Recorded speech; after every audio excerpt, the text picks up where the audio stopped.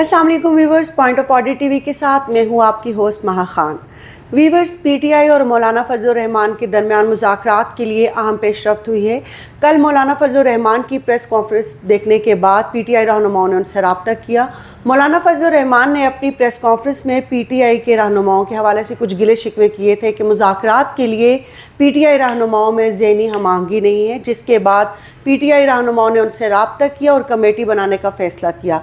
इस हवाले से हम अपने आज के प्रोग्राम में बात करेंगे। हमारे साथ मौजूद हैं शाकिर सोलंकी साहब।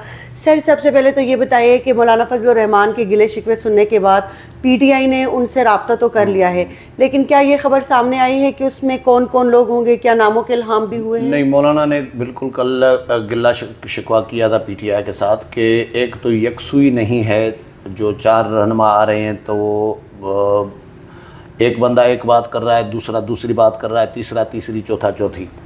तो मौलाना ने उनको कहा कि पहले तो आप आपस में हमांग हो, मुत्तफ़िक हो के आए, एक मौक़िफ़ लेकर आए। बिल्कुल। और दूसरा कमेटी का ऐलान किया था कि कमेटी कायम करेंगे मुज़ाकरात के लिए मौलाना के साथ, लेकिन वो अभी तक कमेटी, मौलाना ने कल प्रेस कॉन्फ्रेंस में कहा कि पीटीआई ने अभी तक कमेटी भी कायम नहीं की।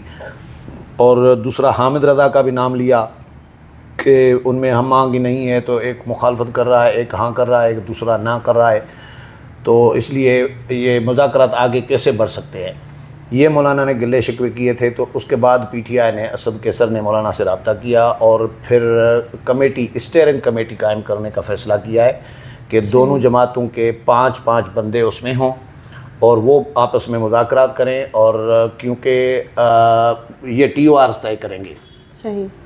मौलाना बराह रास्त तो पीटीआई की जो सेकेंडरी क़यादत है उसके साथ मौलाना तो बराह रास्त मुज़ाकरात नहीं करेंगे ना। मौलाना को असद कैसर और बाकी जो पार्टी के साथी लेके जा रहे हैं, 4-5 बंदे जो जा रहे होते हैं, वो मौलाना को मैसेज दे रहे होते हैं इमरान खान का। सही। चेयरमैन, बानी चेयरमैन पीटीआई का मैसेज दे रहे होते हैं और उनको बता रहे होते हैं कि खान साहब का ये पैगाम है। तो खान साहब बाहर होते तो मौलाना उनके साथ तो मुज़ाकरात कर सकते थे, लेकिन खान साहब अंदर हैं, तो अब सेकेंडरी क़यादत और मौलाना का मैच बनता नहीं है। सही। तो इसलिए मौलाना ने भी ये तय किया है कि कमेटी कायम करें, स्टीयरिंग कमेटी का नाम दें उसको, और दोनों जमातों की हो, और दोनों जमातों के वो मुज़ाकरात करके फिर मौलाना को, अपनी जमात की जो कमेटी है वो मौलाना को रिपोर्ट करेगी, और जो पीटीआई की कमेटी होगी वो बानी चेयरमैन पीटीआई को रिपोर्ट करेगी। तो इस तरह मुज़ाकरात आगे बढ़ सकते हैं। तो आज बहरहाल ये डेवलपमेंट है, क्योंकि कल परसों तक तो पीटीआई, अच्छा, मैंने JUI से ये भी पूछा है, मौलाना अब्दुल गफूर हैदरी से मेरी बात हुई थी, मैंने उनसे ये भी पूछा कि पीटीआई के लोग आपको कितने संजीदा लग रहे हैं मुज़ाकरात में, या वक्त गेन कर रहे हैं, बस टाइम पास कर रहे हैं। तो मौलाना ने कहा कि संजीदगी इस तरह है कि वो यकसू नहीं है आपस में। सही। ये हमने नोट किया है। तो हमने उनको कहा है कि आपस में यकसुई नहीं है आपकी, तो आप आपस में पहले तय करके आए, फिर हमारे पास आए ना। बिल्कुल। तो आपस में आप इख्तलाफ रख रहे हैं। एक हामिद रज़ा कह रहा है कि मैं मौलाना फजल रहमान के साथ तहरीक नहीं चलाऊँगा, और वो सरबराह है इनका, बिल्कुल पीटीआई वालों का, समझे। बिल्कुल ऐसे ही है। पीटीआई के जो MNAs हैं वो तो सुन्नी इत्तेहाद काउंसिल के हैं ना। बिल्कुल, मैं इसी बात की तरफ आ रही हूँ। हाँ, तो सुन्नी इत्तेहाद काउंसिल के सरबराह कह रहे हैं कि भाई मैं मौलाना के साथ नहीं जाऊंगा और नहीं चलूंगा, तो फिर कैसे मुज़ाकरात मौलाना करेंगे उनके साथ? तो आपस में तो हम मांग हो ना। तो ये आज बहरहाल ये डेवलपमेंट अच्छी है कि मुज़ाकरात तो होंगे। तो मुज़ाकरात कामयाब होते हैं, नहीं होते हैं। पीटीआई के आज तक किसी जमात के साथ वैसे मुज़ाकरात कामयाब हुए नहीं हैं। जितनी दफ़ा भी, जिनके साथ भी, नून के साथ, PP के साथ, मौलाना के साथ तो पहली दफ़ा हो रहे हैं, लेकिन किसी के साथ भी पीटीआई के मुज़ाकरात कामयाब नहीं हुए, किसी भी जमात के साथ आज तक। तो अब देखते हैं कि ये मुज़ाकरात कामयाब होते हैं या नहीं। सुन्नी इत्तेहाद काउंसिल के सरबराह क्यों मौलाना फजलुर रहमान के साथ एहतजाजी तहरीक? वो इसलिए मुखालफत कर रहे हैं। आज मैं उनको पढ़ रहा था, उन्होंने TV चैनल पर भी बोल रहे हैं, और उन्होंने कहा है कि भाई मैं मौलाना के साथ इख्तलाफ रख रहा हूँ। इख्तलाफात इस तरह के हैं कि मिसाल के तौर पर मौलाना फजल रहमान के भाई हैं, मौलाना अताउर रहमान, सेनेटर हैं। वो सेनेट में मजहबी उमूर की कमेटी के, स्टैंडिंग कमेटी के चेयरमैन मुंतखब हुए हैं। सही। तो उन्होंने कहा कि वो चेयरमैन मुंतखब हुए हैं नून लीग के हिमायत याफ्ता के तौर पर। सही। और नून लीग है हुकूमत में। बिल्कुल। तो नून लीग ने अगर मौलाना के भाई की हिमायत की है, तो नून लीग, मौलाना कैसे नून लीग की हुकूमत गिराएंगे? تو یہ ہمیں خدشات اس طرح کے ہیں، سنی اتحاد کونسل والے نے کہا ہے۔ لیکن بات یہ ہے کہ اسٹینڈنگ کمیٹیاں اپوزیشن کو ملتی ہیں، صحیح، پی ٹی آئی کو بھی خود سنی اتحاد کونسل کو بھی اپوزیشن اسٹینڈنگ کمیٹی کی چیئرمین شپ ملی ہے، تو مولانا کا بھی حق ہے، مولانا بھی اپوزیشن میں ہے۔ بالکل، تو بات یہ ہے کہ ہاں باقی ان کا اعتراض یہ ہے کہ نون لیگ نے کیوں حمایت کی۔ یہ نون لیگ نے، میرا خیال ہے کہ شاید دوستی تعلق بھی رہا ہے ماضی کا، اس کی وجہ سے شاید کیا ہو نون لیگ نے۔ اور سینٹ اور قومی اسمبلی میں معاملات جو ہوتے ہیں نا وہ افہام و تفہیم سے چل جاتے ہیں۔ باہر کے معاملات، باہر کی سیاست الگ ہوتی ہے، پارلیمان کی سیاست الگ ہوتی ہے۔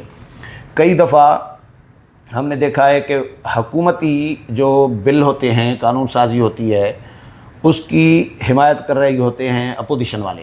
صحیح، اب کئی دفعہ ایسا ہوا ہے کہ اپوزیشن نے ووٹ دے دیا حکومت کے بندے کو، یا حکومت نے اپوزیشن کو ووٹ دے دیا، پارلیمان میں یہ چلتا ہے۔ تو بہرحال وہ کہتے ہیں سنی اتحاد کونسل کے سربراہ کہ اگر پی ٹی آئی یعنی ہمارے ساتھی جو ہیں وہ اکثریت سے فیصلہ کرتے ہیں یا متفقہ فیصلہ کرتے ہیں کہ مولانا فضل الرحمان کے ساتھ جانا ہے تحریک میں، اور تو پھر مجھے قبول ہوگا۔ مثال کے طور پر 4 بندے بیٹھے ہیں، مشاورت کر رہے ہیں، 4 میں سے 3 فیصلہ کر لیتے ہیں اور ایک مخالفت، میں مثال مخالفت کر رہا ہوں، حامد رضا سنی اتحاد کونسل کے سربراہ، تو وہ کہتے ہیں کہ میں پھر فیصلے کو 3 کے فیصلے کو قبول کروں گا، میں بھاگوں گا نہیں، مولانا کے ساتھ میں بیٹھنے کے لیے تیار ہوں، مولانا کے ساتھ احتجاجی تحریک میں شامل ہونے کے لیے، ان کے ساتھ تحریک چلانے کے لیے تیار ہوں اختلافات کے باوجود، یہ انہوں نے کہا ہے۔ تو بہرحال ان کی اپنی سیاست ہے، مولانا کی اپنی سیاست ہے، میرا خیال ہے اس وجہ سے۔ تو کیا لگتا ہے آپ کو کہ مولانا فضل الرحمان پی ٹی آئی کے ساتھ مل کر نون لیگ اور پیپلز پارٹی کی حکومت گرانے میں کامیاب ہو پائیں گے؟ یہ سوالات لوگ بھی اٹھا رہے ہیں، لیکن مولانا نے کل جو مطالبہ کیا ہے کہ دوبارہ الیکشن کرائے جائیں، عصر نو یعنی نئے الیکشن کرائے جائیں۔ یہ جو الیکشن ہوئے تھے 2024 میں اس سال، وہ الیکشن دھاندلی زدہ تھے، وہ سلیکٹڈ لوگوں کو سلیکٹ کرایا گیا ہے، یہ مولانا کا کہنا ہے، اور ہم اس الیکشن کو بھی نہیں مانتے، ہم اس بجٹ کو بھی نہیں مانتے۔ مولانا سے تو یہ بھی سوال ہوا تھا کہ معیشت بہتر بنانے پر فوکس کرنے کی ضرورت ہے، اور اس وقت معیشت ہماری کیا اس بات کی متحمل ہو سکتی ہے کہ دوبارہ الیکشن کرائے جائیں، الیکشن کے بھی تو اخراجات ہوتے ہیں نا۔ تو مولانا نے کہا کہ بھئی ہم بجٹ کو ہی نہیں مانتے، بجٹ وزیر اعظم کہہ چکے ہیں، بجٹ آئی ایم ایف نے بنوایا ہے۔ تو مولانا کہہ رہے ہیں وزیر اعظم خود تسلیم کر چکے ہیں کہ آئی ایم ایف نے بجٹ بنوایا ہے، تو اس بجٹ کو ہم کیوں، آئی ایم ایف تو اپنا فائدہ دیکے گا، عوام کا، پاکستان کے عوام کا فائدہ تو نہیں دیکھے گا۔ ابھی تک جو $1 ارب کے لیے جو آئی ایم ایف نے ناک رگڑوایا ہے حکومت کو، جو مہنگائی کرائی ہے آئی ایم ایف نے کہ یہ مہنگا کرو، یہ بجلی مہنگی کرو، یہ کرو، یہ کرو، تو وہ عوام کے لیے تو نہیں کر رہا نا، وہ تو عوام کو رگڑا دلوا رہا ہے۔ تو بہرحال یہ مسئلے مسائل ہیں اپنی جگہ پہ کہ مولانا، یہ سوال اپنی جگہ پہ ہے کہ مولانا تحریک، اور دوسرا یہ ہے کہ تحریک تو چلائیں گے۔ مولانا نے یہ کہا ہے کہ ہماری تحریک چلے گی، جلسے جلوس، تحریک میں کیا ہوتا ہے، تحریک میں جلسے جلوس ہوتے ہیں جو مولانا اکیلے بھی کریں گے اور پی ٹی آئی کے ساتھ بھی کریں گے، لیکن حکومت گرا پائیں گے یا نہیں، یہ اس لیے میں کہہ رہا ہوں کہ حکومت نہیں گرا پائیں گے، کیونکہ حکومت آج تک پاکستان کی تاریخ میں کبھی ایک مرتبہ بھی احتجاجی تحریک کے ذریعے یا دھرنوں کے ذریعے یا جلسے جلوسوں کے ذریعے حکومت نہیں گری۔ آپ دیکھیں مولانا فضل الرحمان خود 13 دن کا ادھر دھرنا لے کے آئے تھے عمران خان کی حکومت کے خلاف، اسلام آباد میں بیٹھے رہے، لاکھوں لوگ تھے، لیکن حکومت عمران خان کی نہیں گری تھی نا۔